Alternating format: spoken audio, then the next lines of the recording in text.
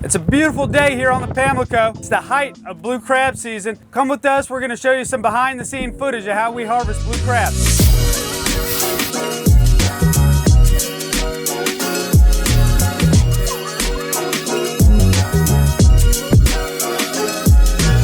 We got a special treat for you today. We're heading downriver. We're going to meet up a couple of our crabbers. We're going to go introduce you to Daniel and show you what he does on a daily basis and how he supports his family and supports our community here at Washington Crab. My name is Daniel Woolard. I blue crab. We've been with Washington Crab about 3 years now. We've been getting 300 or 400 pounds a day at least. Got pots anywhere from 10 miles both ways. Work about 700-800 pots, 400, 450 a day. Wake up in the morning about 4 o'clock, go get our bait, get started by 5:30, go out there, go crabbing. We're at the crab house by 3, grade the crabs, and according on the amount of crabs that we have, it might be 6 o'clock at night before we make it home, you know. The day starts early and ends late. All right, we got the crabs out of the water. We're gonna head upriver now that they're done harvesting. They're coming back to Washington Crab to drop off their crabs, and we're gonna grade them.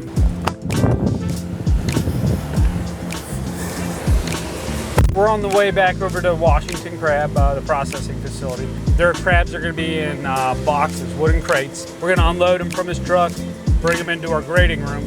The crabs will get ice dip and fresh water. That accomplishes a few things for us. First and foremost, when crabs get cold, they go into a dormant state. They don't use as much oxygen. They don't move around as much.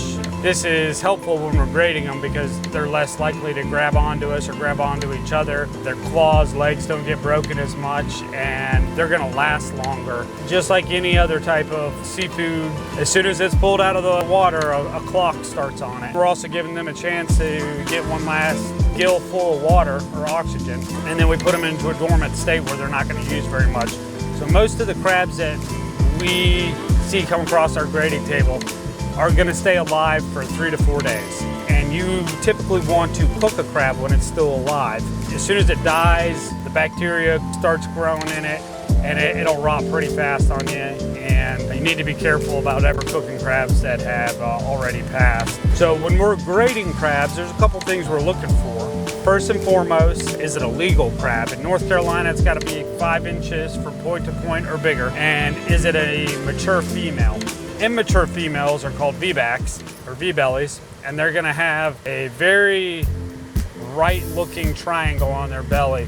And the crabbers are supposed to do a good job of putting them back into the water so they have an opportunity to become mature females and lay eggs and help sustain the fishery. And then the smaller crabs are supposed to do the same thing. A crab will molt and get bigger with time. So we want to let these crabs get above 5 inches before we harvest them. We're looking for the size of the crab, and we have little notches on our table. We typically grade all females or all mixed sizing. So we don't necessarily look for size on those, but on the males, anything above 6 inches, we're putting into what we call a large category, and everything else that's 5 to 6 inches goes into what we call a medium-sized crab. And as you see on our website, different sizes equate to different prices. Large crab, obviously there's gonna be more meat in them, and you don't have to pick as many to get as much meat, so they fetch a premium price. And then medium crabs, that's gonna be your mainstay of crabs. That's the majority of crabs are gonna be that size. So here's Daniel right now pulling in. So we're gonna go check out the crabs that he got. I didn't have a lot of pots to fish, but I had to move a lot of pots out of dead water and all. So we're setting the table up right now. We got 3 boxes we're gonna grade. We got our ones, which are gonna be our large males, 6 inches and up, our medium, which are gonna be 5 to 6 inch male crabs, and then our female crabs here. And anything below or soft, like I mentioned, it's not a hard crab, it's gonna go into our coals.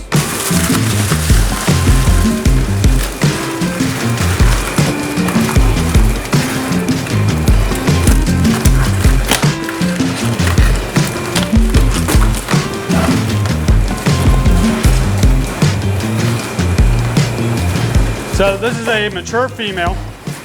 You can tell because it's got the red tips And then the important thing is the dome shape on the belly here. And when we're grading this crab, we're gonna feel the back and see how, probably hard to see, but there's a lot of depression that's going on there, and I can almost push through the crab. So that's what we would throw into the coal. And we're gonna pick those for crab meat. Those aren't ones that we're gonna send to customers that are picking them themselves. So.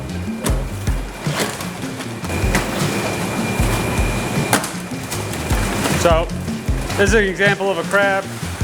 It's dead, but there's no discoloration, and we're gonna cook these crabs today. So we're gonna put that into the coals too.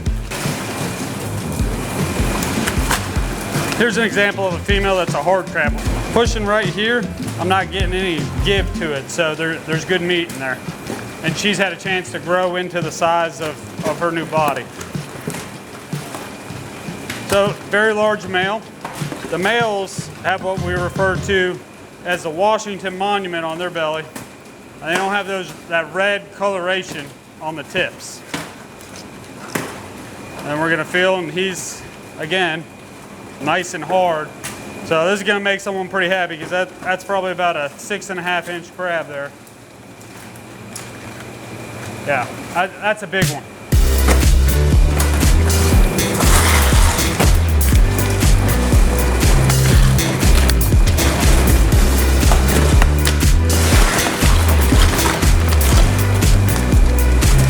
When we're putting crabs into the boxes, one of the things we try to do is make sure they stay hard shell up or green side up.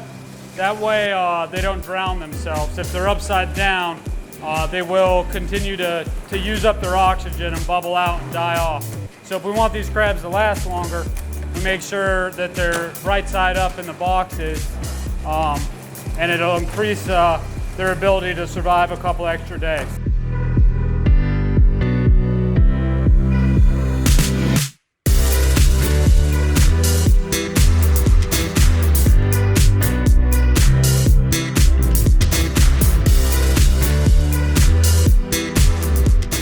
So what we do with the boxes when they fill up, a bushel of crabs is 40 pounds. We're gonna bring them over here and weigh them up.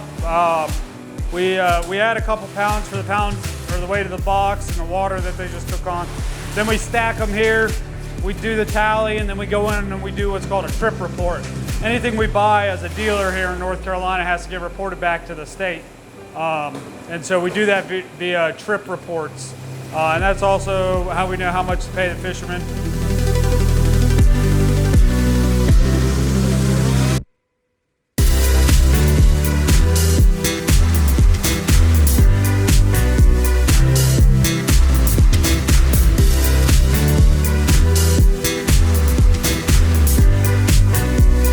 Appreciate it.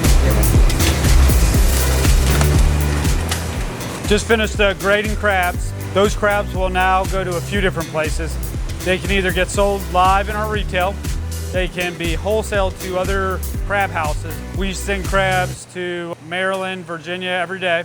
They can then be cooked. We're gonna cook a lot of those crabs, and they're either gonna come to your doorstep via the website, or we're gonna cook them and sell them in our retail or farmers markets. Right now we got Freddie showing up. Freddie is a crabber that actually works down on the Neuse River. This morning we showed you the Pamlico River and where one of our guys was crabbing there. Most of our crabs come out of the Pamlico River or one of those adjacent waterways. The Neuse is another major river that feeds into the Pamlico Sound. So he comes from a little bit further to the south. These are also going to be river crabs as well. That's the thing that separates us from some of these other crab houses or other online distributors, is our crabs are river crabs. They are not coming out of the ocean or coming out of real salty water. They're coming out of brackish water, but they're coming out of water that's fresher, and so they have a sweeter taste to them. Now that the crabs are graded, we're going to show you how we steam and cook them.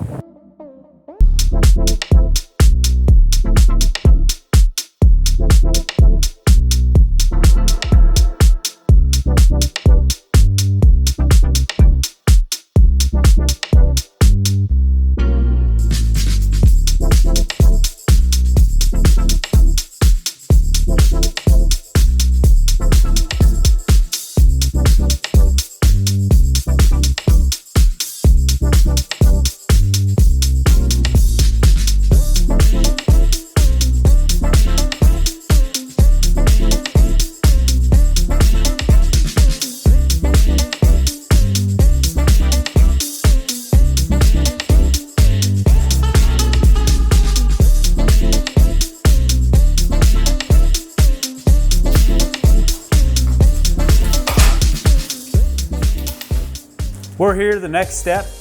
We have cooked crabs. We have cooled them down, which is a very important part of the step.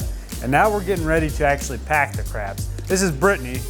She handles all our online orders. So if you're getting crabs from us, she's packing them. We're gonna show you step by step how we pack your crabs to make sure they get to you in great shape. One of the things that separate us from some of the other folks shipping you crabs, we're very meticulous about the way we pack your crabs to make sure they get to you with all their claws and legs put together and ready to eat. One of the biggest issues you get when shipping crabs is the water that builds up in the bottom of the boxes. So we're gonna start by putting in a absorbent pad. We've lined the cooler. We design our process for crabs to be able to travel for 2 to 3 days. And then we're using gel packs to keep them refrigerated versus dry ice, which would be something we would use if we were trying to ship a frozen product. So we start by lining the bottom, then we bubble wrap it to make sure there's a little padding on the bottom. Then we put another bag with another absorbent pad in there. And now we actually get to start putting some crabs in. So this customer that we're packing right now ordered a dozen large males. And we're even particular about the way that we position the crabs in the box so that they move around the least when they're traveling via FedEx to your doorstep. These crabs have all been hand selected from the ones that we graded, which we showed you earlier today, to make sure that you're getting absolutely quality crabs from us. Brittany, how long have you been in the seafood industry around crabs? My whole life. Yep, her dad, who is our general manager here, he is in his 70s and he's been doing it since he got out of college. So she grew up around crabs, she knows what a good crab is. She's the person making sure that you get quality crabs from us. And this customer requested a heavy seasoning from us, so we're really gonna season them down. The bags get sealed. Sealed again. More gel packs on top to ensure it has refrigeration on the top.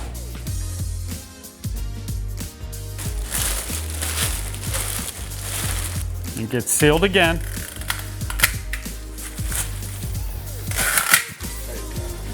And all our coolers have our stickers on it with reheating instructions.